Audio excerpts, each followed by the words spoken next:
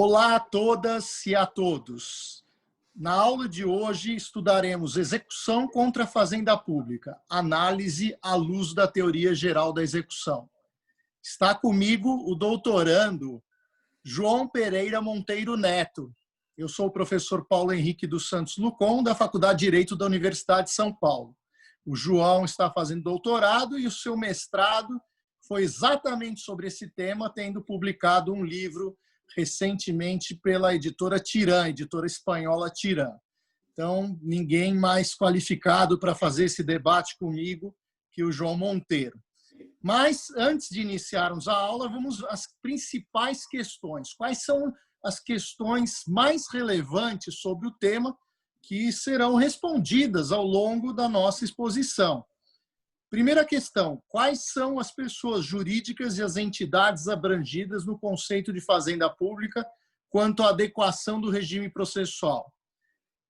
Segunda questão, há autêntica atividade executiva na tutela satisfativa contra a fazenda pública? Terceira, quais são os principais aspectos distintivos entre a tutela executiva contra a fazenda pública e a tutela expropriatória tradicional? Quarta, quais são os respectivos fundamentos constitucionais? Quinta, quais são os aspectos de contraste entre o cumprimento de sentença contra particulares, em geral, e contra entes fazendários? Sexta, admite-se o cumprimento provisório de sentença contra a fazenda pública? E, finalmente, a última pergunta, sétima pergunta, qual é o regime processual aplicável a execução aparelhada fundada em título executivo extrajudicial contra, evidentemente, a fazenda pública.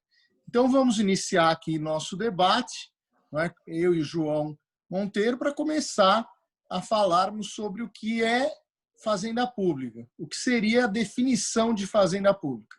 Em linhas gerais, né, fazenda pública são pessoas jurídicas de direito público da administração direta e indireta. E é importante dizer aqui, citar a Lei 9.784 de 99, o crédito é satisfeito pelo erário à conta da respectiva entidade devedora. Entidade é unidade administrativa de atuação dotada de personalidade jurídica, de acordo com o artigo 1º, parágrafo 2º, inciso 2. Então, vamos debater um pouco nessa questão do que vem a ser a fazenda pública, né, João? Porque muita gente confunde, não é? Pensa às vezes que Banco do Brasil é fazenda pública, afinal de contas, o que é fazenda pública? Fazenda pública, em termos gerais, nós sabemos, são as pessoas jurídicas, o Estado, a União, estados, municípios e Distrito Federal e respectivas autarquias. Mas vale a pena a gente se aprofundar um pouco sobre esses temas, não é, João? Porque volta e meia surgem problemas relativos a outras autarquias especiais ou entidades equiparadas. Mas vamos pensar nisso daí. Exato, é um termo plurívoco, fazenda pública, né, professor? E essa própria distinção entre a administração direta e indireta, que é uma distinção que existe desde o Decreto-Lei 200, né, que organizou a administração pública em 1967, traz, por exemplo, as entidades empresariais, por exemplo, sociedades de economia mista, empresas públicas, para o rol do que seria a administração pública indireta, ou seja, entes exercentes da função pública descentralizada. Mas sabemos que muitas dessas pessoas, quiçá a grande maioria, sequer são pessoas jurídicas enquadráveis naqueles que são os pressupostos do regime da execução por precatória, execução contra a fazenda pública. No entanto, por definição legal, estão incluídas como função pública descentralizada e gera realmente muita discussão na jurisprudência. Vamos dar alguns exemplos aqui interessantes, né? Vamos falar um pouquinho. Quando nós estamos falando de autarquia, tudo bem, não é? Por exemplo, a Faculdade de Direito da Universidade de São Paulo é uma autarquia estadual, não é? Então, evidentemente que as demandas contra ela propostas deverão ter curso nas varas das fazendas públicas estaduais. Mas acontece que a gente tem autarquias especiais e entidades equiparadas, não é? E aí, o que você poderia falar sobre esses entes aí?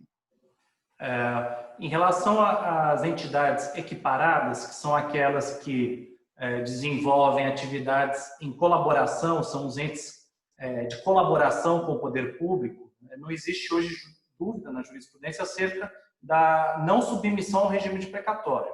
Vamos citar, por exemplo, organizações da sociedade civil organizadas, famosas OCIPs, ou então serviços sociais autônomos, muito conhecidos por todos também. Essas entidades de cooperação, né, não se submetem à execução por precatório, ao regime executivo contra a fazenda pública. No entanto, por exemplo, autarquias em regime especial, como é o caso das próprias autarquias estaduais que constituam pessoas universitárias, como as universidades públicas, essas sim se submetem. É interessante destacar, né, que esses entes de cooperação, entidades paraestatais, não estão sujeitos à execução contra a fazenda pública, uma vez que seus bens não são públicos, não é? E tem autarquias especiais e entidades equiparadas. Vamos pensar, por exemplo, não é? O CAD, por exemplo. Vamos pensar, o que é o CAD, João, por exemplo? Se enquadraria na hipótese de pessoa autárquica especial. É interessante alguns casos, não é? Que eu já vi, por exemplo, já vi assim bancos que têm capital estatal dizendo que são empenhoráveis, não é? Os bens são empenhoráveis. Então vamos pensar aqui, por exemplo, na Caixa Econômica Federal, não é? O que é a Caixa Econômica Federal? Ela está sujeita também ao regime de precatórios ou não? Não, é a Caixa empresa pública, né? E aí execução normal. Execução normal. Execução normal. E o Banco do Brasil? O Banco do Brasil é uma sociedade de economia mista. Aí com razão, também não estaria nesse. Também não está nesse regime. É interessante falar desses entes que a gente conhece, né? Por exemplo, tem uma entidade que chama Polpex, ela tem julgados do STJ dizendo que os bens são empenhoráveis, né? Porque o patrimônio é da União. Então, é engraçado. Não sei nem que eu acho que é uma pessoa jurídica mesmo, não é? É uma pessoa jurídica de direito privado, mas como os recursos são da União, eles entendem que os bens são empenhoráveis. Aí daí para saber se a execução é contra a fazenda pública ou não é outra questão que eu gostaria de pensar nisso, porque se o regime se submete ou não aos precatórios. Acho que não, porque a penhora pode ser feita, mas aí você vai penhorar o quê? A conta da União, né? É interessante pensar nisso, né? Eu já tive, por exemplo, existem casos interessantes para a gente lembrar aqui de demandas contra entes privados cujo capital é do Estado, não é? O capital é destacado do Estado, mas eu já vi, por exemplo, a penhora de ativos em conta, né? Então, contas aí que estão em conta corrente, né, e saem fora do regime precatório, né? Então é interessante a gente pensar nisso, que às vezes a gente imagina que, puxa, não é possível fazer a penhora de bens públicos, né? Até eu tive um caso contra uma pessoa jurídica de direito privado, mas cuja administração se dava por uma conta única do Estado. E aí o que aconteceu? Se aceitou a penhora online nesse caso, porque era uma pessoa jurídica de direito privado, né? Então ela recebia valores, né? Era uma empresa de habitação, né? Pessoa jurídica de habitação, e sofreu penhora, né? É interessante a gente pensar nisso. Agora vamos nos aprofundar também, né? Os conselhos de fiscalização profissional, né? Que seriam, por exemplo, vamos imaginar aqui a OAB, por exemplo. A OAB é um conselho de fiscalização profissional ou não? Ela está sujeita ao regime dos precatórios ou não? Ou vamos pensar no Conselho Regional de Medicina.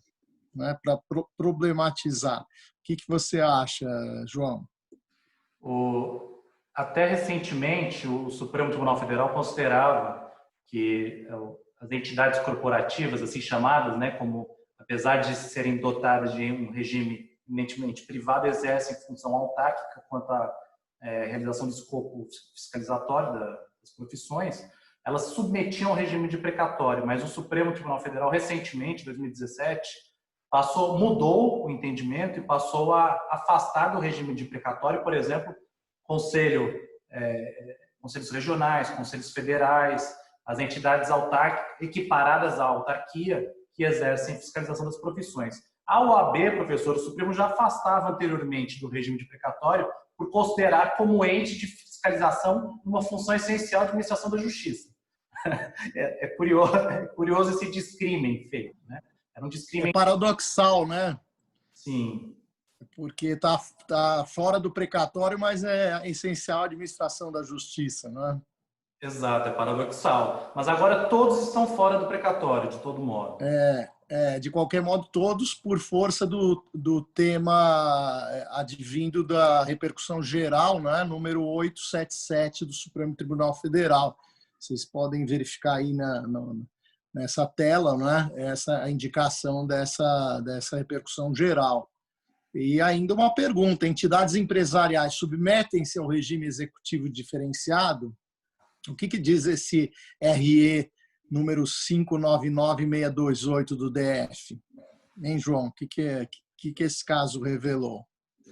Esse caso, ele, na verdade, acabou por referendar uma tendência que era histórica já na jurisprudência do Supremo, em considerar que entidades empresariais, tanto empresas públicas quanto sociedades de economia mista, para se submeterem ao regime de precatório, tem de realizar, em primeiro lugar, uma atividade que não seja eminentemente voltada à captação de lucro, né, à obtenção de lucro, não pode exercer atividade eminentemente lucrativa, e tem de exercer atividade que não se insere no contexto concorrencial, como, por exemplo, as entidades bancárias, ainda que sejam oficiais, elas estão no regime de concorrência, né? Interessante, quer dizer, teve uma percepção do direito concorrencial aí. Então, entidades financeiras aí estariam fora do precatório, esses bancos regionais, esses bancos de desenvolvimento, não se submetem ao precatório, se submetem a um regime da penhora, da execução normal, né? Execução aí por atos de expropriação e não por precatório, né? Porque realmente é uma execução mais demorada, né? É importante dizer isso, que naturalmente a gente já tem ciência disso, que é uma execução tradicionalmente mais demorada, porque normalmente, principalmente os entes municipais, né, muitas vezes não tem recursos, tem situação de não ter condições de pagar os precatórios, então em muitos municípios há um atraso imenso no pagamento de precatórios, não é, João? E também estados, certos estados da federação. Agora a União, já de uns anos para cá, já tem cumprido com, vamos dizer, dentro do prazo, né, do precatório, né? Agora ainda perdura esse problema, principalmente em relação aos municípios, não é mesmo? Exato. Agora, por exemplo, a empresa pública de Correios e Telégrafos, os Correios, por exercerem atividade, embora seja econômica, voltada ao serviço postal, que compete à União, né, com fundamento no artigo 21 da Constituição Federal, os Correios estão submetidos ao regime de precatório, embora seja uma empresa pública. A empresa pública, a Infraero, se submete ao regime de precatório. Uma sociedade de economia mista, por exemplo, no âmbito dos estados, que se volte ao saneamento básico, está submetida ao regime de precatório. Então, os discrímenes, digamos assim, são justamente a imersão ou não no regime concorrencial e se há eminentemente atividade voltada ao lucro.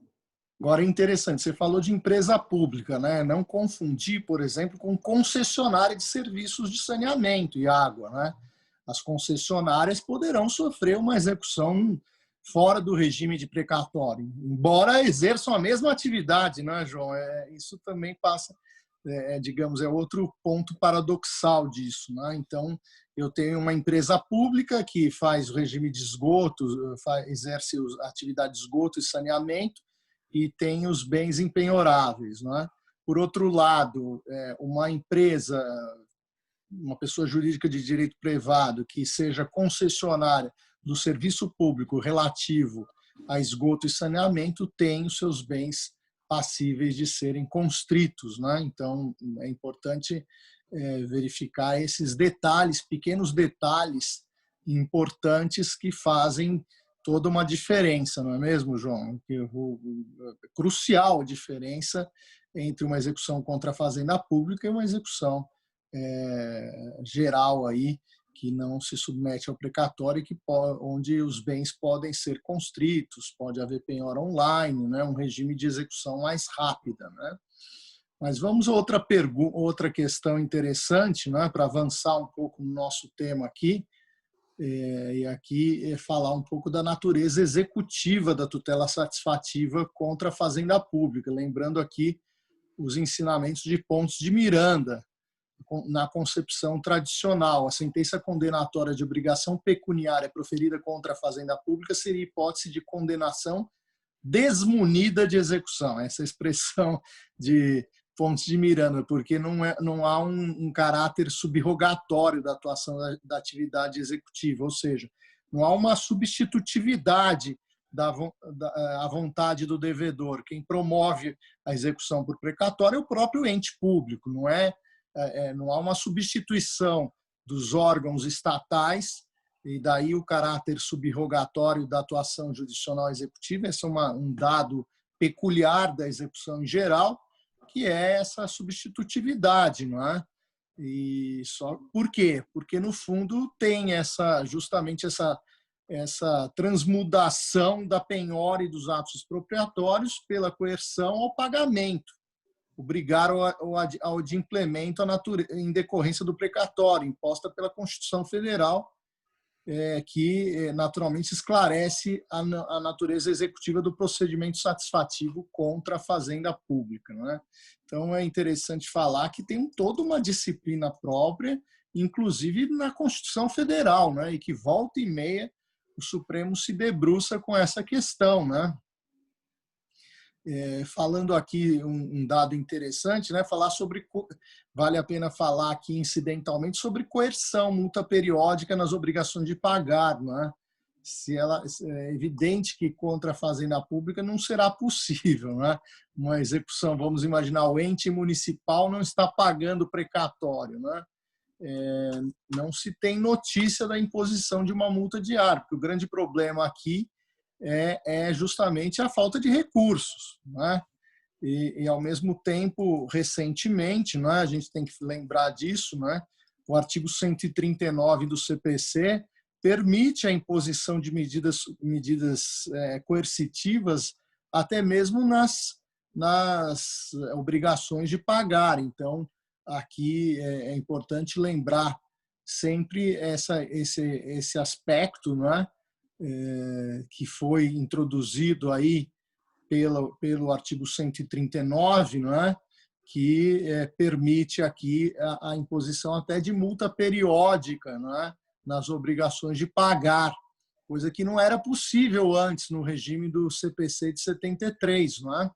Então, é algo bem interessante aqui, que acaba, digamos assim, sendo um divisor de águas muito relevante, não é? No CPC de 73, não é? Em relação ao CPC de 73, que são aquelas medidas capazes aí, não é? De permitir a satisfação do direito, não é? Então, o importante aqui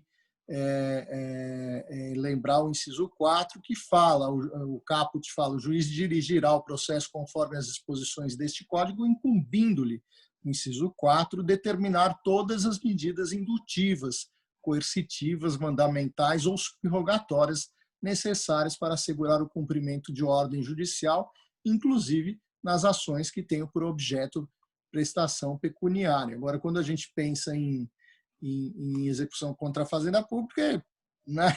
Não dá para imaginar a aplicação de uma multa periódica, uma multa diária, né? Então, vale a pena fazer esse destaque, né, João? Que é uma novidade do CPC, na medida em que só se aplicava a multa periódica nas obrigações de fazer e não fazer, e nas obrigações de entrega de coisa, e agora já temos essa possibilidade.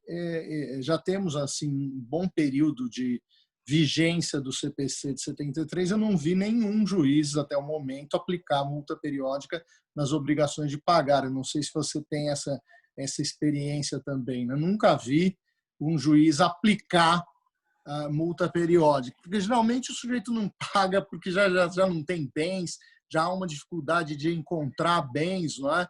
Então, eu acho que os próprios juízes ficam reticentes em aplicar a multa periódica, porque acabam dando na mesma, né? E lembrando da jurisprudência do STJ em relação a medidas coercitivas, sempre diminuindo o valor da multa, né? Assim, tem uma tendência muito forte aí de diminuir o valor da multa. Então, vamos falar sobre outro tema, não é? A tutela executiva contra a fazenda pública versus a tutela expropriatória, que é exatamente um pouco desse comparativo, não é? O que você poderia dizer aí, João? Existe a necessidade de distinção dos regimes, tem fundamento constitucional, né, professor? E o fundamento constitucional do regime de precatórios que leva a uma execução que não é expropriatória, ou seja, não é uma execução que, em última análise, pode implicar a invasão patrimonial, a invasão da esfera patrimonial do devedor, remonta meados do século XIX, por exemplo, né? Sendo que a primeira previsão constitucional do precatório é com a Constituição de 1934, mas o Instituto já existia anteriormente. Quem tiver... É um instituto antigo, não é tão antigo quanto a execução de bens, não é? Aliás, vale lembrar que a execução em Roma era corpórea, atingiu o próprio devedor, não é? Que havia até um poder do credor aí sobre a vida do devedor. Depois havia uma expulsão dos limites da urbe, né? Que era quase, digamos, emitir um decreto de uma sentença de morte contra o devedor, porque sair daquela, digamos, daquela proteção da urbe significava simplesmente morrer fora, né? E depois há um gradativo aí, digamos, uma gradativa humanização da execução para a execução não atingir a pessoa do devedor, não é? Então, mas isso vocês vão encontrar, isso perdura pela Idade Média na Europa, perdura também nas ordenações, nas primeiras, nas segundas e nas terceiras ordenações afonsinas, manuelinas e filipinas, até dizendo, olha, não pode execução corporal. Quer dizer, tinha gente que fazia execução corporal, estava assim bem clara essa regra de não poder a execução sobre o próprio devedor, não é? Mas até num determinado momento de Roma e também nas ordenações se verifica que a execução não podia ser sobre a totalidade dos bens do devedor, mas apenas aqueles bens suficientes para o pagamento da dívida, não é? Se nós pensarmos ao longo da história, houve um processo de humanização, mas o que o João está se referindo aqui é a execução contra a fazenda pública, contra o Estado. Quer dizer, esse regime especial remonta já ao século XIX, né, João? E no CPC, a partir do CPC de 39, né? Sim. E o primeiro fundamento é o próprio regime jurídico dos bens públicos, né? A sua impenhorabilidade. A penhorabilidade, né, quando a gente pensa o que é impenhorabilidade, o próprio nome diz, é a impossibilidade de se penhorar. Não é? E o que é a penhora? A penhora nada mais é que um ato de afetação patrimonial, aquele bem, ou dinheiro fica afetado à execução. É quase como, comparativamente, é um ato de desapropriação, quando se expropria um bem imóvel, não é? E aquele bem imóvel está afetado, não é? ao interesse público que realizará determinadas obras ou se utilizará daquele bem público. No caso da execução, há uma afetação dos bens que foram constritos para a satisfação do devedor, tanto que alienação de bem penhorado é um ato atentatório à dignidade da justiça. Agora, no regime da execução contra a fazenda pública, nós temos esse conceito da impenhorabilidade dos bens públicos. E aí isso decorre naturalmente a sistemática do regime de precatório e, como tal, para ter o pagamento do precatório, preciso que haja orçamento. Então, tem muita relação aí o regime de precatório com a existência de bens, não é? Exato. Agora, é uma execução que aqui no Brasil tem muitos problemas, porque é uma execução extremamente demorada, não é? E aí até se procurou fazer uma mudança aí, principalmente para aqueles pequenos credores, não é? E aí houve uma mudança legislativa relevante para estabelecer aí quantias consideradas de pequeno valor. Sobre elas, o que você poderia, sobre a RPV e OPV, o que você poderia dizer, João? É interessante, professor, porque é uma norma que, por exemplo, há disparidades incríveis. O limite de RPV, por exemplo, do município de São Paulo hoje é superior ao limite do próprio estado de São Paulo. Há disparidades internas que são gritantes. Bom, o artigo 87 do ADCT estabelece que, não havendo lei local que discrimine o limite, o teto, para classificar uma dívida como de pequeno valor ou se dívida submetida a precatório, enquanto não houver edição de lei local ou estadual municipal, prevalecem os limites de 30 ou 40 salários mínimos, respectivamente, segundo seja o devedor município ou o Estado ou o Distrito Federal. Você mencionou um dispositivo legal, poderia explicar o que é essa lei aí, então, para quem está nos ouvindo? Então, você cita aí o artigo 87 do ato, 87. Disposições transitórias, sim, das disposições transitórias. Então é importante dizer que veja, nós temos até, né, a nossa Constituição de 88 está extremamente, digamos assim, remendada, né? Já ultrapassamos as 100 alterações, né? E certamente existem mais de 1000 propostas de alteração da Constituição, né? Algo bem estranho para outros países, mas no nosso país é assim. E até, vejam, atos de disposições transitórias disciplinando aqui questões relativas ao valor de precatórios, não é? Então, vale a pena aqui entrar nos limites federais, não é, que estão na Lei 10.259 de 2001, os limites estaduais e municipais da Emenda Constitucional número 37 de 2002, e justamente esse artigo 87 da ADCT, dos atos de disposições constitucionais transitórias, não é? E a modalidade requisitória não diferencia o procedimento de acordo com a Lei 12.153 de 2009. E, afinal de contas, como é que funciona essa execução dessas quantias de pequeno valor, João?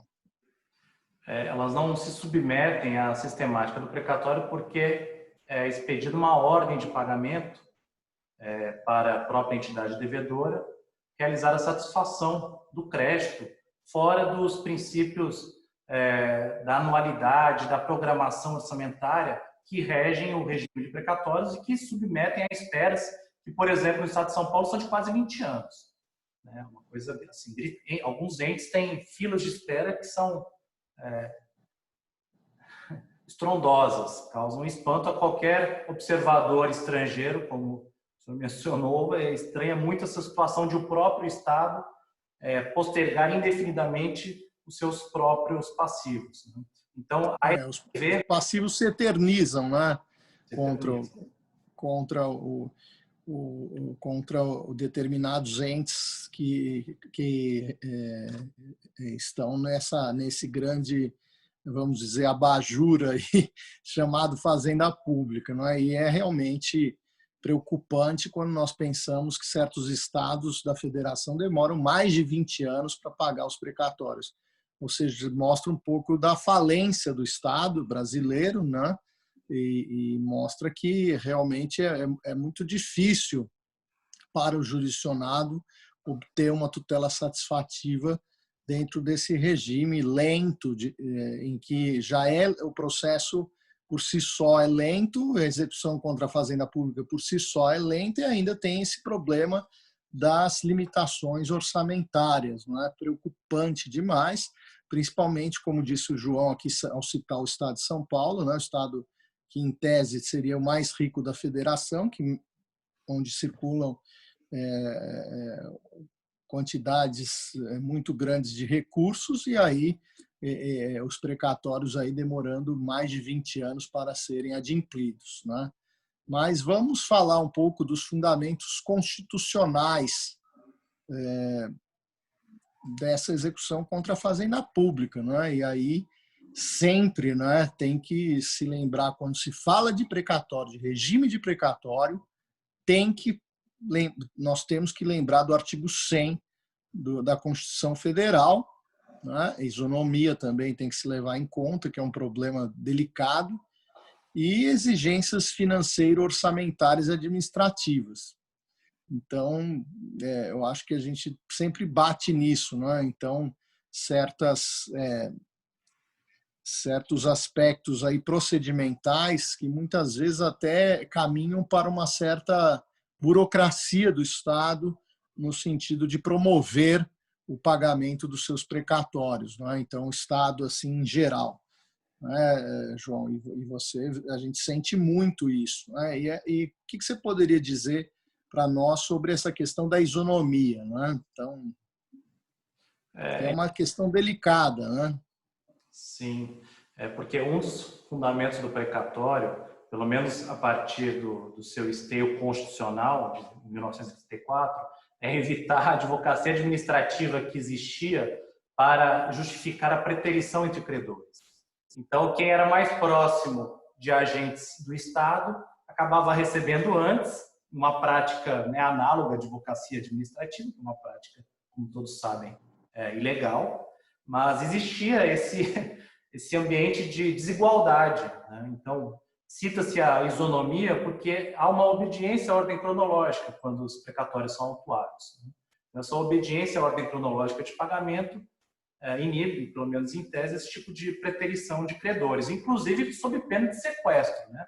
Existe a possibilidade de sequestro de bens se houver a preterição. Agora vamos problematizar um pouco. E duas questões aqui que eu gostaria de colocar para você, João. Uma primeira é a questão da obrigação alimentícia, né? Que também é pelo regime de precatório, só que eu tenho duas filas, na verdade. Não é verdade? Exato. Os créditos alimentares, e hoje existem também os créditos preferenciais, né?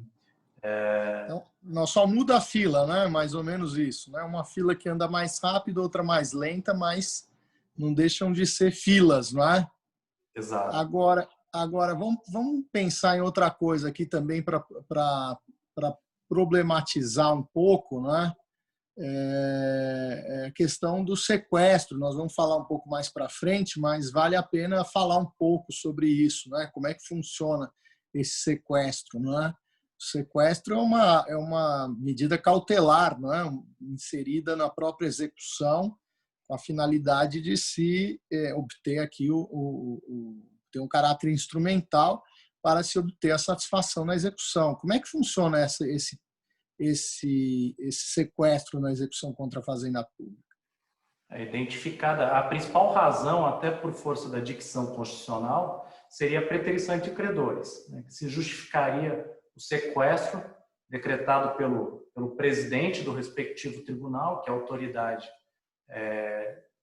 judiciária que faz a gestão dos precatórios por força da própria estipulação constitucional, e aí sim é uma verdadeira invasão patrimonial de bens públicos, porque bloqueados bens em contas de entes políticos.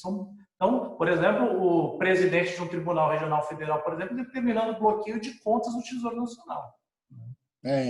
Quando a gente está falando de preterição, é importante lembrar que é o pagamento fora da ordem, né? Passar na frente alguém.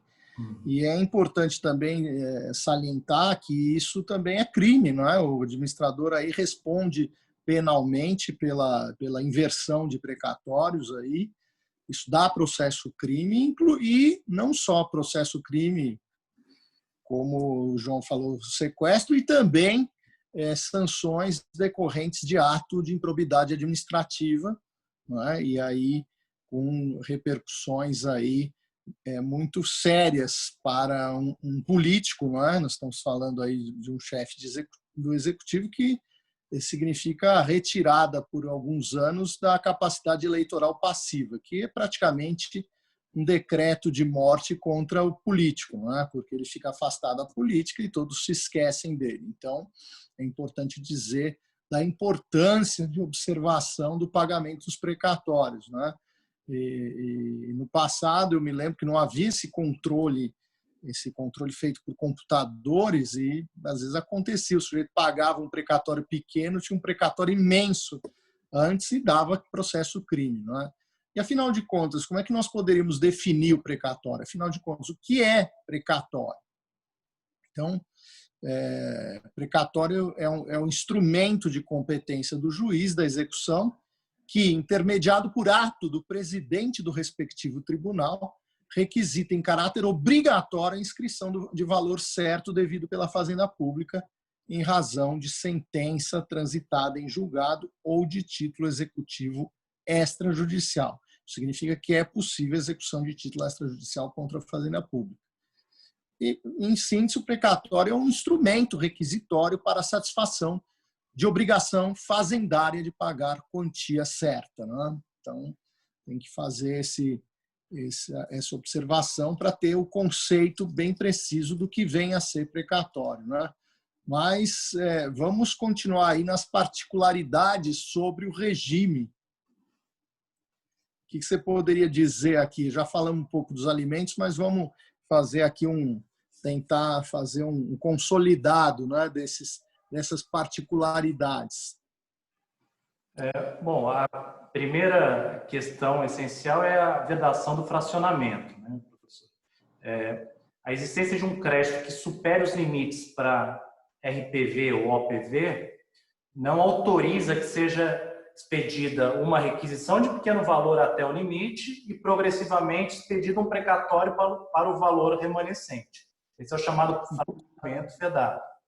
Não dá para quebrar o precatório, não dá para pagar aquela parte que seria passível de requisitório e o resto para precatório, né? Então, é isso que está dito na Emenda Constitucional número 37 de 2002, vedado o fracionamento, não dá para fracionar.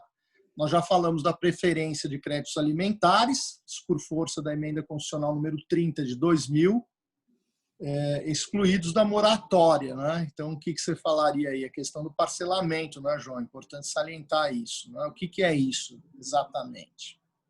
Sim, é porque sucessivamente nós vivemos, desde a Constituição de 88, moratórias, né, que são parcelamentos da dívida do Estado. Então, em vez de se pagar idealmente, como seria por intermédio de um único precatório, pagam-se créditos, débitos gerais por um regime de parcelamento. Esse regime de parcelamento varia de acordo com o momento da dívida. Se era uma dívida existente à época da Constituição de 88, se à época da primeira reforma de 2000, etc. Mas os regimes alimentares, os precatórios submetidos a regime especial por consubstanciar crédito alimentar, esses saíram do parcelamento, né? Então, de vez em quando é importante lembrar que o Estado chega a uma situação de impossibilidade de pagamento dos precatórios. Aí ele propõe, volta e meia, aí, um fracionamento, um parcelamento, não é? Parcelamento em 8 vezes, não é? Já aconteceram algumas vezes isso. Isso é algo, infelizmente, que tem se tornado recorrente, não é, João, aqui no Estado brasileiro, não é? A gente tem visto muito isso, né? E além de demorar, quando vai pagar o precatório, vem um fracionamento aí que e fraciona o precatório em anos, né? Em 8 anos, em X anos, né? Sim. E os alimentares, pela emenda 30, estariam excluídos, né? Estão fora dessa moratória, desse parcelamento. E Porque os créditos até então existia discussão sobre se eles estavam ou não inseridos no regime de parcelamento. até havia essa dúvida, né? Então, imagina o sujeito querendo alimentos aí parcelar em 8 anos, é um absurdo. Em relação aos créditos alimentares, eu também tenho aqui diferenças, tem filas diferentes dentro dos créditos alimentares, que você poderia dizer sobre isso, João? Sim, é interessante porque, na verdade, professor, hoje o denominado crédito super preferencial, que é um crédito que foi estabelecido na última emenda constitucional, ele permite fracionamento hoje, a quebra do precatório para, por exemplo, prestigiar o credor portador de doença grave. Então, até o triplo do limite requisitório de pequena monta, ou seja, 3 vezes, por exemplo, uma RPV federal, pode ser pago por RPV e o valor remanescente por precatório. Então, existe agora o precatório alimentar e o precatório especial, sujeito, inclusive, a um regime super preferencial que já está até regulamentado no âmbito do CNJ. No entanto, dependa de regulamentações específicas no âmbito dos tribunais, mas no CNJ há uma resolução recente, ditando os créditos super preferenciais que autorizariam esse fracionamento.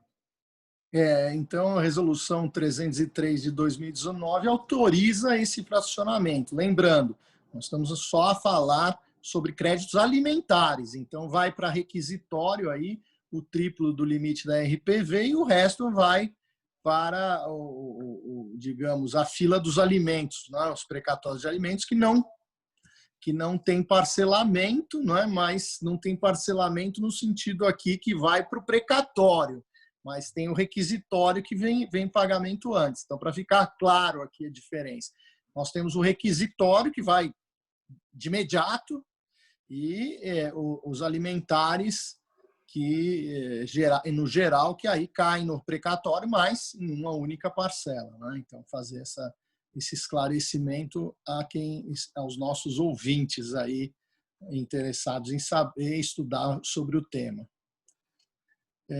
E aí vale aqui a gente agora entrar na questão da unificação da técnica processual sincrética no CPC de 2015, né?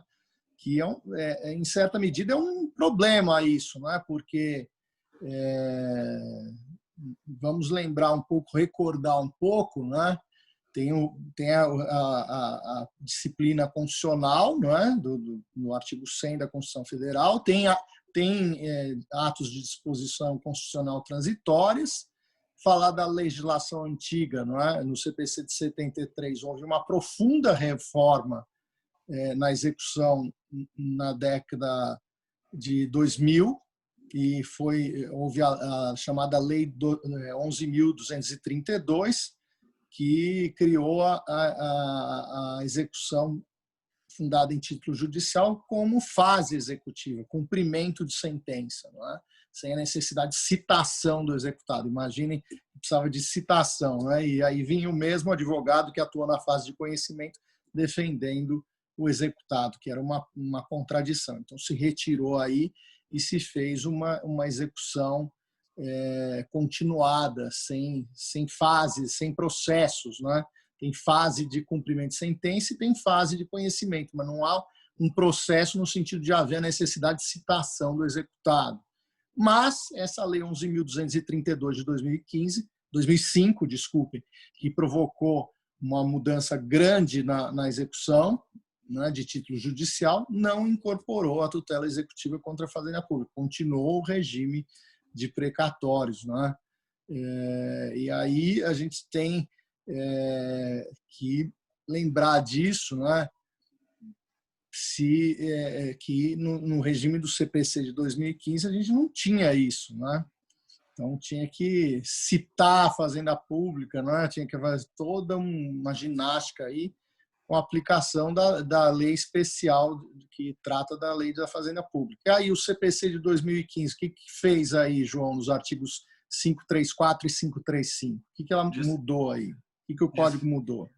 Dispensou a necessidade de instauração de processo autônomo de execução fundado em título executivo judicial contra a Fazenda Pública. Porque nós tínhamos realmente, durante 10 anos, né, professor, tivemos um regime diferenciado exclusivamente para os entes públicos, que estavam lá regidos pela execução autônoma do artigo 730, não obstante, já o regime de cumprimento de sentença técnica sincrética estivesse incorporada a todos os demais. Então, o CPC de 2015 incorporou a técnica e agora, quando há uma obrigação pecuniária reportada por título executivo judicial, instaura-se cumprimento de sentença, a exemplo de todos os demais devedores. Então, sem a necessidade de citação do executado, a citação do ente da Fazenda Pública para pagar. Já é alguma coisa, é um progresso, mas continuamos no regime do precatório, né? Ou, se for o caso, do requisitório. Vamos continuar também, né, dentro dessa visão de aspectos gerais do cumprimento de sentença, dessa fase de execução da fase executiva contra os entes da Fazenda Pública, né? Então, evidentemente que sempre falando aqui de uma obrigação de pagar, de uma obrigação pecuniária. Então, o que você poderia falar para a gente de aspectos gerais aí, João? O que você poderia dar de destaque aí, né? Em primeiro lugar, já foi antecipado, né, professor, que a multa pela ausência de pagamento, que no regime dos particulares em geral é prazo de 15 dias, não existe estipulação paralela no tocante ao cumprimento de sentença contra a Fazenda Pública, porque como a Fazenda Pública se submete a uma sistemática que decorre de imposição constitucional, não há como ela efetuar espontaneamente o pagamento sob pena de multa. Então, em primeiro lugar, afasta-se a previsão da multa, né, prevista no artigo 523, embora em tese, eu acredito, até defendo isso na dissertação, que seria possível uma multa como técnica subsidiária na hipótese de não existir a satisfação do precatório no prazo constitucional. Mas essa é uma outra discussão, uma problemática que nem viria ao... É uma outra problemática, quer dizer, seria aquele não pagamento, uma moratória sem autorização legal, quando o Estado já não está pagando e isso é problemático, uma questão muito delicada do Estado brasileiro. Mas, de qualquer modo, não podemos pensar em multa periódica contra a Fazenda Pública, porque há um dispositivo legal expresso, o artigo 523, parágrafo 1º. E o que mais, João? Que outro aspecto geral assim você poderia falar sobre a execução contra a Fazenda Pública? A própria questão do requerimento, né, da petição que instaura a fase de cumprimento de sentença, que tradicionalmente já aporta, por exemplo, elementos que possam levar a eventuais atos constritivos do patrimônio do devedor, né, na hipótese do requerimento contra a Fazenda Pública. Evidentemente, não há essa exigência, não há essa possibilidade, né, pela impossibilidade a priorística de invasão patrimonial. Nós temos a questão dos honorários advocatícios, por exemplo. No cumprimento de sentença, a instauração do cumprimento por si só como devedor deu ensejo com a sua renitência em adquirir espontaneamente, ensejaria já honorários advocatícios relativos à fase satisfativa. Mas no caso do regime contra a Fazenda Pública, não há incidência de honorários se a Fazenda Pública não der causa ao prosseguimento do cumprimento, por exemplo, impugnando, por exemplo, oferecendo objeções à executividade, etc. Então, existe, por exemplo, a dispensa de honorários advocatícios no caso de a Fazenda Pública não apresentar impugnação, a pretensão do credor, ou seja, quando subsequente ao pedido de satisfação do crédito já há a expedição do próprio requisitório. Essas particularidades são bastante... Até porque não dá para penhorar, então vai para o requisitório e aí que resistência poderia haver numa impugnação, João? Você tem notícia de alguma impugnação assim e uma discussão sobre honorários? Todas. Em geral, a Fazenda Pública oferece todas as vias de resistência quando devedora. Mas Até objeções de pré-executividade, não é? Petições na própria execução, não é? Que é mais impugnação também. ações impugnativas autônomas, ação rescisória com pedido de antecipação de tutela para assustar a fase de cumprimento de sentença e todo tipo de... Ação fundada em querela nulitatis, né?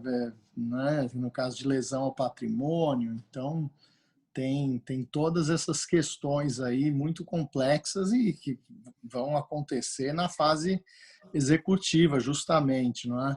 E aí a gente tem que ver, você tocou num tema aí de honorários, né? A gente tem que ver, se for ação autônoma, aí vão ter honorários normais aí, não é? Se for uma demanda autônoma, enfim, precisa ver que regime aí que terá ou não honorários. E interessante a gente verificar como o Superior Tribunal de Justiça enfrentará essa questão, né, dos honorários na fase de cumprimento de sentença contra a Fazenda Pública no caso de resistência, né? Como ele decidirá, enfim, um tema repetitivo, por exemplo, né? Porque é uma questão delicada, né, João? Isso aí cria um descrimen aí que a lei não tem, né? Que a lei não disciplinou claramente, não é? Perfeitamente. E, então, certamente nós temos aí esse dado aí importante que a jurisprudência necessitará se formar ainda para essa questão relativa aos honorários aí na fase executiva da execução contra a Fazenda Pública. E a intimação da pessoa jurídica devedora, como é que se dá essa intimação, João? Porque isso daí também é um problema, né? Sim. Não é tão rápido assim, né? Hoje, com o processo eletrônico e com a preferência estabelecida no próprio código, a preferência pela intimação eletrônica, está se agilizando um pouco em relação ao que existia, por exemplo, há 10 anos atrás, a situação de 10 anos atrás. 10 anos atrás era terrível, não é? Então, essa intimação tinha que ser pessoal, né? Às vezes aí até mais longe ainda era até para o oficial de justiça, uma situação completamente inviável, né?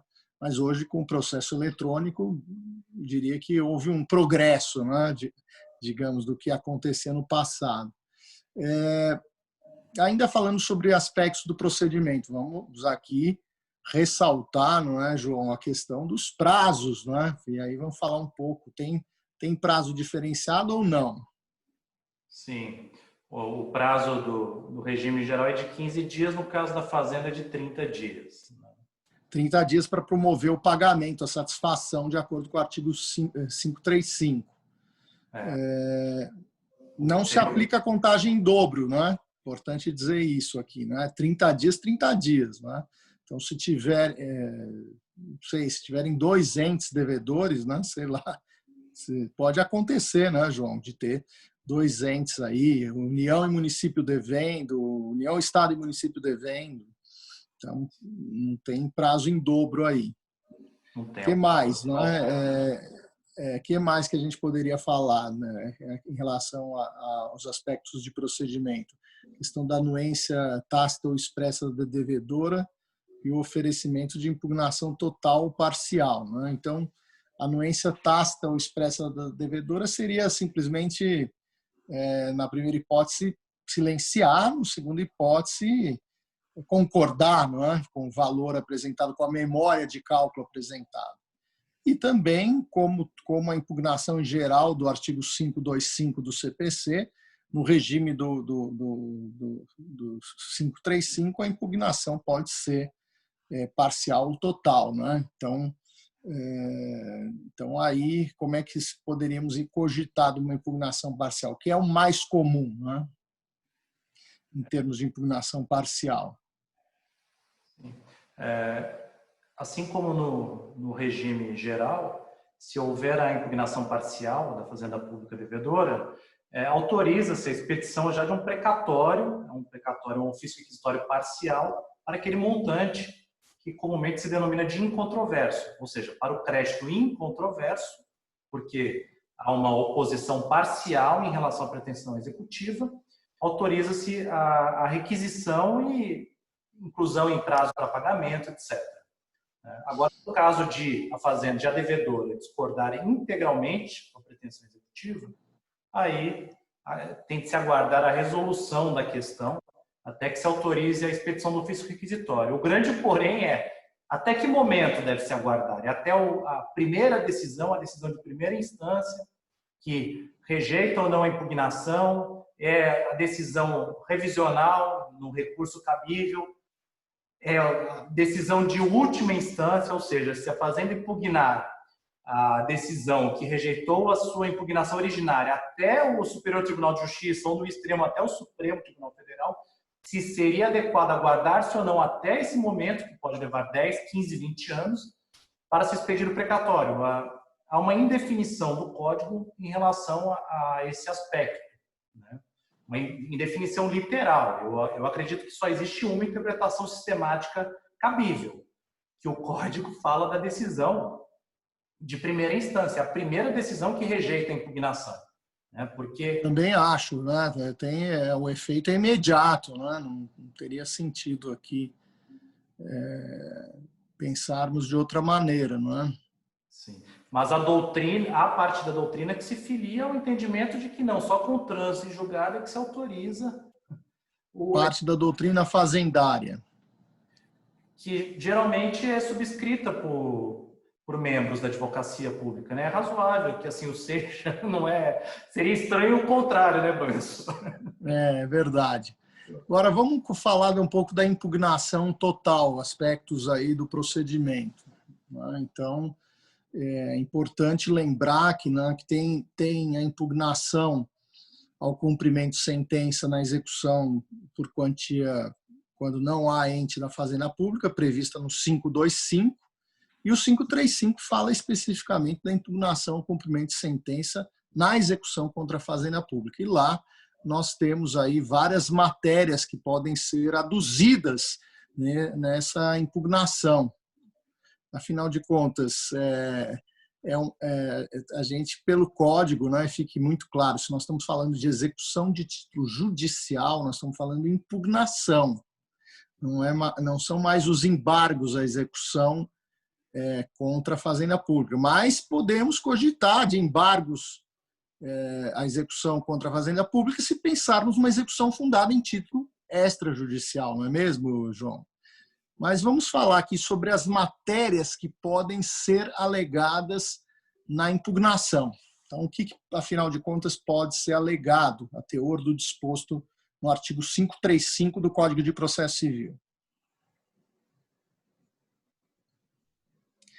Então, lembrando aqui, a impugnação aqui, processo eletrônico, não precisa haver autuação, nada disso, né, João? E aqui a impugnação se dá ao cumprimento de sentença, se dá nos próprios autos, não é? E ali tem as matérias que podem ser aduzidas, matérias aí muito amplas, mas que são interpretadas de forma taxativa. Então, podemos citar aqui inexequibilidade do título, incompetência absoluta ou relativa do juízo da execução, excesso de execução, né? Tem matérias ali relacionadas e o rol é taxativo, e quando se pensa sempre numa execução fundada em título judicial. Lembrando, nós estamos falando de uma execução, uma fase executiva, não é? Porque o título é judicial, e, portanto, a defesa a ser apresentada pelo executado é a impugnação. Vocês perguntariam, pode uma objeção de pré-executividade? Pode. Aqui o nome em iuris não importa muito, não é, João? Aqui o que importa aqui é se pleitear, se deduzir, apresentar alegações viáveis aí, não é? Porque não tem aqui, como em regimes anteriores, uma segurança da execução por meio de um ato constritivo. Se pode apresentar a defesa, não é? Então, só que tem um detalhe, não é? A impugnação prevista no artigo 535, se for total, evidentemente, há uma suspensão op legis da execução contra a fazenda pública. É uma suspensão por obra da lei, não é? Então, aqui vale lembrar esse aspecto aí. E há uma polêmica a respeito da extensão do efeito suspensivo do artigo 535, parágrafo 3º. Então, não impugnada a execução ou rejeitadas as arguições da executada. Então, temos que verificar aqui a extensão, digamos, uma impugnação objetivamente parcial. Não é? Então, se a impugnação é objetivamente parcial, não há de se falar aqui, de uma execução, de uma fase de conhecimento sobre a totalidade da quantia. Isso pode acontecer, e essa impugnação pode se referir à parcela do crédito apresentado. Geralmente erros de cálculo, né, João? Excesso de execução, isso acontece muito. Matérias de ordem pública não arroladas em impugnação. Perdeu o prazo, né? Aquele famoso, perdeu o prazo. Podemos ter a exceção de pré-executividade. O nome aí é um pouco equivocado, né? A origem está no parecer número 95 de Pontes de Miranda.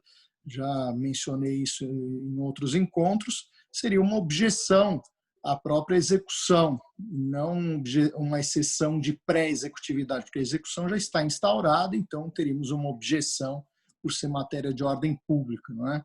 Então, é evidente que aqui é possível vamos imaginar que a Fazenda Pública perdeu o prazo, né? Poderia entrar com uma objeção de não executividade ou a executividade, sim, não é? Alegando matérias de ordem pública, mas evidentemente não temos o efeito típico, que é esse efeito legal da suspensão, que pode ser, como eu disse, total ou parcial, dependendo da matéria aduzida. Então, eu diria impugnação objetivamente parcial ou objetivamente total. Ainda sobre os aspectos do procedimento, o que você poderia nos falar aqui, João? Eu gosto muito de falar da efetividade da tutela jurisdicional, que deve ser, eu acho, um postulado a se perseguir, inclusive no cumprimento contra a Fazenda. Não obstante os argumentos fiscalistas, né? Porque interesse público secundário da Fazenda não se miscui naquele que é o conceito de interesse público primário, né? Inclusive, é o interesse de todos nós, não é? Sim, bem exato. Diferente. É bem diferente. Então, quer dizer, o interesse público primário é o interesse da sociedade. Agora, o interesse público secundário é o interesse de fazer a defesa aí do ente público. E é claro que, às vezes, não é incomum, não é? Que a impugnação seja completamente despropositada. Vamos pensar que uma impugnação intempestiva tem que ser rejeitada liminarmente. Uma impugnação protelatória deve ser vista como ato atentatório à dignidade da justiça. E aí tem que se aplicar a multa prevista no artigo 774, parágrafo único. Montante não superior a 20% do valor exequendo atualizado, revertido em favor do exequente. Mas é difícil ter isso, não é, João? Infelizmente, ainda tem um pouco essa visão do juiz tentar proteger o Estado, aí, como se estivesse protegendo o caixa, mas, veja, ou os vencimentos dele, não sei o que acontece, aí uma visão um pouco distorcida. Muitas vezes se verifica uma impugnação totalmente protelatória, mas há uma grande resistência por parte dos órgãos jurisdicionais de se aplicar essa multa referida por ato atentatório à dignidade da justiça. Exato. E aí vale a pena nós nos aprofundarmos, não é, sobre a natureza da decisão que aprecia impugnação, se é uma decisão interlocutória ou uma sentença, né? E aí é uma questão bem interessante. Se é decisão interlocutória, porque não terminou o procedimento, né? Então a execução continua, não é? Agora, se tiver caráter extintivo, ou seja, implicar aqui uma extinção da própria execução, e aí nós estamos falando aqui de uma decisão favorável à Fazenda Pública, totalmente favorável, provoca extinção da execução, e aí simplesmente ela será extinta, e é claro, em razão de a decisão a sentença aqui ser favorável ao Estado, não tem não há de se falar em remessa obrigatória, não é? O duplo grau forçado, na feliz expressão do meu professor saudoso Sérgio Marcos de Moraes Pitombo, que era professor de processo penal, mas às vezes comentava aí algumas coisas, algumas questões relativas à execução, e quando era desembargador chamava de duplo grau forçado, não é? Que é algo que só tem no Brasil, não é? Acho que na Colômbia tem algo semelhante, mas que copiaram do Brasil. E é claro que se extinguir a execução, estamos a falar de sentença. Se não extinguir a execução, decisão interlocutória, o recurso cabível será o de agravo de instrumento, né? Interessante isso, né? Agora, engraçado, né? Veja que a gente poderia até problematizar aqui, né? Vamos falar um pouquinho aqui. Na liquidação de sentença, né, João? Ele fala sentença, né? E aí tem muita discussão aí se poderia ser interpretado, se é decisão interlocutória, se comportaria agravo, se haveria fungibilidade ou não, porque haveria erro grosseiro aqui, né? Então tem uma discussãozinha aí que o STJ, eu acho que vai tender a dizer que aceita, né? Mas se nós pensarmos no que consiste em erro grosseiro do ponto de vista recursal, né? Se está escrito sentença, não há de se pensar aqui em agravo de instrumento, né? E ainda vamos falar um pouquinho sobre outros aspectos, não é, João? Vale a pena aqui nos aprofundarmos sobre a sentença transitada em julgado, que é do artigo 100, parágrafo 5º. O que você acha aqui sobre essa questão? Pode ou não execução provisória contra a fazenda pública, né? Então, como é que fica isso, não é? O sujeito está lá em agravo de decisão denegatória de recurso extraordinário. Não dá para expedir precatório? O que você acha aqui, né? Então, o recurso não tem efeito suspensivo, não é? Sabidamente não tem recurso, não tem efeito suspensivo, mas há essa previsão constitucional expressa de sentença transitada em julgado. Como é que a gente faz? A grande questão, professor, é que a exigência da Constituição de uma sentença transitada em julgado não deveria impedir a instauração do cumprimento provisório de sentença. Porque a gente sabe que na fase de execução leva-se ainda muito tempo até chegar-se a uma situação, uma condição ideal, até em termos de pareceres técnicos contábeis, etc., para a expedição do ofício requisitório. Só que, infelizmente, existe uma ideia, uma construção, até referendada pela jurisprudência, que associa a exigência de sentença transitada em julgado para o precatório a exigência ou não, a admissão ou não de cumprimento provisório em face da fazenda pública, que é uma ideia que agora, já com 5 anos de código de 2015, de vigência do código, vigência não, né? 4 anos de vigência, 5 anos de existência do código, nós estamos conseguindo contornar com a admissão do cumprimento provisório, mas que se limita à etapa anterior à expedição do ofício requisitório de pagamento. Ou seja, se na fase de conhecimento ainda não há o trânsito em julgado, não se expede o precatório na fase satisfativa, mas não se impede por completo o adiantamento de atos tendentes àquele que será o futuro limite objetivo do próprio crédito, né, exequendo.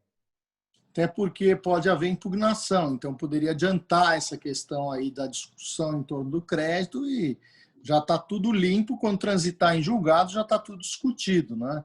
Eu acho até, João, que poderia até possibilitar, eventualmente, a expedição do precatório, depois cancela o precatório, sei lá, não é? Porque entra numa fila, não é o pagamento requisitório, eu estou de acordo, mas eu acho que se nós estamos pensando aqui em antecipação de atos executivos que não importem em transferência patrimonial, poderíamos até cogitar. Mas aí entra questões aí de reserva de orçamento que esse entendimento jamais vai ser aceito, não é? E arguem-se também preterições. Não, se expedir o precatório antes do trânsito vai prejudicar aquele que precisou aguardar o trânsito para ter o seu precatório expedido, enfim. Complexo. Então, certamente, esses atos prévios à expedição do requisitório do precatório. E as decisões parciais de mérito, como é que fica aqui, não é? Você acha que dá para executar parcialmente? Sim, né? Se transitar em julgado, por que não, não é? A Sim. gente pensar aqui, não é, no cumprimento, na decisão parcial. Então, o cumprimento da decisão parcial de mérito, prevista no artigo 356, parágrafo 3º, aplica-se à fazenda pública, pois é possível operacionalizar o reexame necessário, com autos evidentemente suplementares, quando exigível por força do artigo 496. E há também aqui, ressaltar aqui algumas reflexões que a gente já adiantou um pouco sobre o cumprimento provisório da sentença, né? Então, vale a pena aqui tratar dessas reflexões. A Constituição Federal não veda a instauração de cumprimento provisório de sentença condenatória que impõe obrigação pecuniária à Fazenda Pública, mas condiciona a expedição do respectivo precatório ou RPV à definitividade do título, e apenas isso. É aquilo que a gente já falou. Tem de se lembrar também vedações previstas na Lei 9.494 de 97, somente poderá ser executada após seu trânsito em julgado a sentença que tenha por objeto a liberação de recurso, inclusão em folha de pagamento, reclassificação, equiparação, concessão de aumento ou extensão de vantagens a servidores da União, dos estados, do Distrito Federal e dos municípios, inclusive de suas autarquias e fundações. Então, tem essa peculiaridade aqui, e aqui também está trânsito em julgado, não tem jeito aqui também, né? Então, é um dispositivo inconstitucional, porque ele restringe mais do que a própria Constituição. Restringe mais ainda, né? Acaba complementando, colocando mais restrições aí. Há uma execução que já é tão complicada. E a execução de título extrajudicial, que nós poderíamos falar sobre ela, é interessante, porque num passado bem recente se falava que não se admitia execução fundada em título extrajudicial contra a Fazenda Pública. E aí o que fez o CPC? O CPC pôs fim, pôs uma pá de cal aí nessa polêmica a respeito do cabimento de execução contra a Fazenda Pública que não esteja lastreada em título executivo judicial. Então, o que você poderia citar aqui de exemplos, João? É interessante, professor, porque existia uma discussão no Código de 73 em razão da dicotomia do processo autônomo de execução que foi mantido mesmo após a alteração da 11.232, né? Então, por exemplo, parcela da doutrina alegava que apenas o processo autônomo de execução, lastreado em título executivo judicial, portanto, com fulcro no artigo 730, estaria autorizado pelo ordenamento jurídico. Aí o STJ, enfim, firmou entendimento contrário, dizendo que não, a execução aparelhada também poderia ser lastreada em títulos extrajudiciais, títulos executivos extrajudiciais, contratos administrativos com força executória, enfim. Notas de empenho, notas de empenho relativas a aquisições administrativas de produtos ou serviços em geral, títulos cambiais, termos de transação extrajudicial referendados pela advocacia pública, e às vezes até tem o Ministério Público também envolvido, Então tem várias situações aqui, muito claras, e a gente tem que ampliar isso e temos que naturalmente dar uma agilidade na execução contra a Fazenda Pública, porque isso inibe os investimentos e as discussões judiciais. Então, todos preferem colocar uma cláusula compromissória e discutir em arbitragem, a arbitragem contra a administração pública, Então, isso por quê? Porque mesmo na execução fundada em título extrajudicial, há uma demora, não obstante ter um processo autônomo de execução, e é claro que há uma aplicação subsidiária dos artigos 534 e 535, inclusive nas defesas. E vamos aqui avançar e falar um pouco sobre o procedimento de execução aparelhada.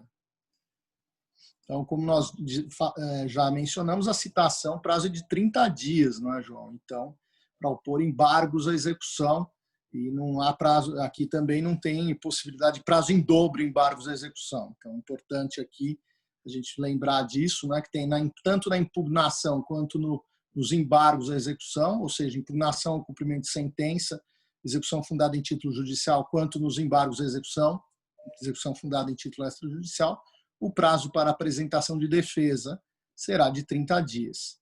E tem a questão dos honorários advocatícios, que aqui funciona aqui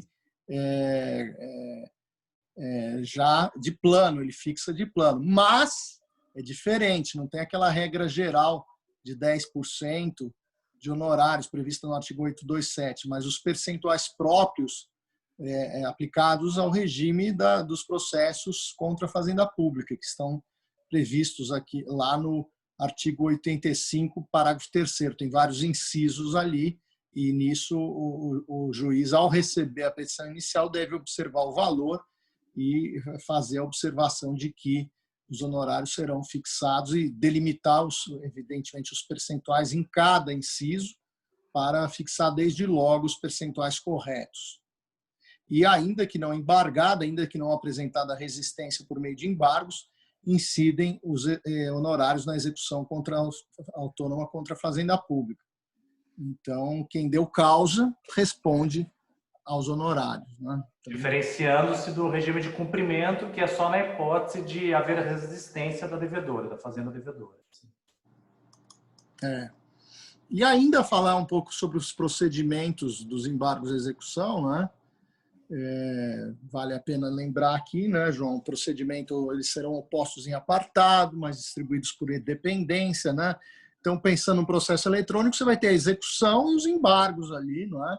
E aí, evidentemente, que tem que sempre prevalecer regras especiais, não é? Se tiver regras especiais sobre a Fazenda Pública, tem a questão aqui de aplicação das regras próprias, e temos aí as regras dos artigos 914 a 920. Então, tem uma relação de complementariedade importante aqui. O embargante também tem que apresentar memória discriminada de cálculo, é um ônus do embargante aqui, a teor do disposto no artigo 917, parágrafo 3º, e também do artigo 535, parágrafo 2º, quando se fala de impugnação. É um ônus simétrico, não é? E, evidentemente, que isso pode causar rejeição liminar. Artigo 917, parágrafo 4º, inciso 1. Tem que apresentar a memória de cálculo, né? Muitas vezes acontecia isso, requeria perícia, não é? Tentava criar um óbice aí temporal, não é? E aí isso gerava um problema, não é? E a resposta aos embargos, tem o prazo de 15 dias. E claro, geralmente é caso de julgamento imediato, mas se houver necessidade de provas, produção de provas nos embargos à execução, e aqui sempre execução fundada em título extrajudicial. E aí se fala sempre, não é, que a cognição nos embargos à execução é ilimitada do ponto de vista horizontal e verticalmente exauriente, completa, não é? O embargante poderá alegar qualquer matéria que lhe seria lícito deduzir como defesa no processo de conhecimento, a teor do que consta do artigo 917, inciso 6, e artigo 910, parágrafo 2º. O efeito suspensivo é op legis, dos embargos à execução opostos pela Fazenda Pública, tem regra específica, artigo 910, parágrafo 1º, difere do regime geral, né? Então, aqui que é uma suspensividade opiúdices do artigo 919, parágrafo 1º, ou seja, por força de ordem do juiz. E é claro que o impedimento à expedição de ofício requisitório de pagamento estende-se até o trânsito em julgado da sentença de rejeição dos embargos à execução. A sentença de rejeição dos embargos à execução, oposta pela Fazenda Pública, não está sujeita à remessa necessária, de acordo com o enunciado número 158 da segunda jornada de direito processual civil do Conselho da Justiça Federal. Então, importante aí lembrar. Enfim, é uma execução muito complexa, não é, João? Você se dedicou a um estudo aí que foi publicado recentemente pela Tirante, não é? Que é da Catalunha, não é? Então, quem quiser se aprofundar pode consultar esse livro do João Monteiro, muito interessante aí sobre o tema e bem atual, bem atualizado, não é, João? E aí eu acho que vale a pena uma consulta desse estudo.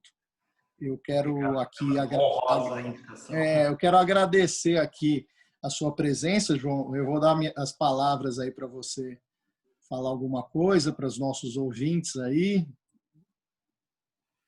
Muito obrigado, professor, pela honrosa indicação.